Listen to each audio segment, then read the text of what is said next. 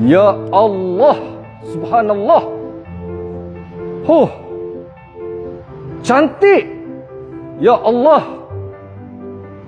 Di mana saya sekarang ni, bang?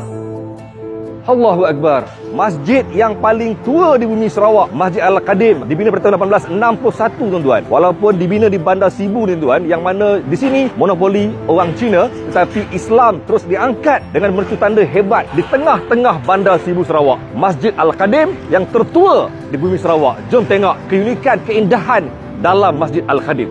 Jom kita tengok luaran ni saja.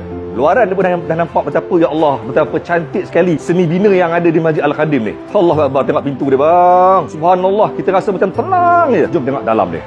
Pintu dia solid. Assalamualaikum. Kita rasa berada dalam satu suasana tradisional, tetapi dalam sebuah bandar yang moden, tetapi dengan seni bina yang saya kira macam Allahu Akbar. Sejarah Masjid Al-Qadim ni dibina oleh seorang ulama yang hebat, iaitu Tuan Haji Salam Minangkabau dari Indonesia. Nampak tak betapa pertembungan budaya masyarakat Indonesia dan juga masyarakat Malaysia digabungkan sampai terhasilnya sebuah masjid yang sangat indah dan sangat bersejarah di Tanah Sibu ni. Tengok di atas sana, corak-corak bumbungnya membawa motif tradisional Sarawak di bumbungnya. Betapa mengekalkan tradisi, budaya tradisional bergabung dalam pembangunan Masjid Al-Qadim ni. Subhanallah. Ini kan kalau imam duduk depan pun rasa macam tenang juga. Betul, khusyuk kan.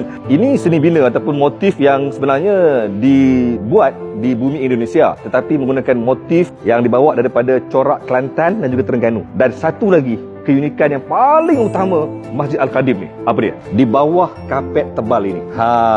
Ni bang, kayu belian. Tahu kayu belian yang memang daripada asal lagi. Bayangkan kayu belian, tuan-tuan, kayu yang sangat mahal sebenarnya. Telah pun ada. Ini asal. Ini bukan kayu baru kan. Masjid ni sebenarnya sebelah luaran dia masih lagi asal, tetapi dalamnya telah pun ditambah baik, diubah suai pada tahun 2016 dan diserahkan kepada jemaah masjid pada tahun ini.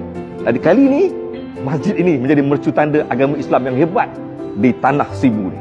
Terbaik. Kat sini kan dia punya unit masjid ni, sebab apa? Dia punya lantai ni ataupun kayu belian ni tak menggunakan paku tau. Tapi menggunakan apa tu, Ustaz? Pasak. Pasak macam mana, Ustaz? Pasak ni yang memang majoriti digunakan kebanyakan orang dahulu lah. Dia tak paku tapi dia tahan. Tapi satu lagi yang menarik aku nak bagi tahu, bahawa di sini nampak berusia muda. Imam satu, imam dua, imamnya, Bilalnya dan imam juga. Tengok wajah mereka. Berusia di bawah umur 25 tahun.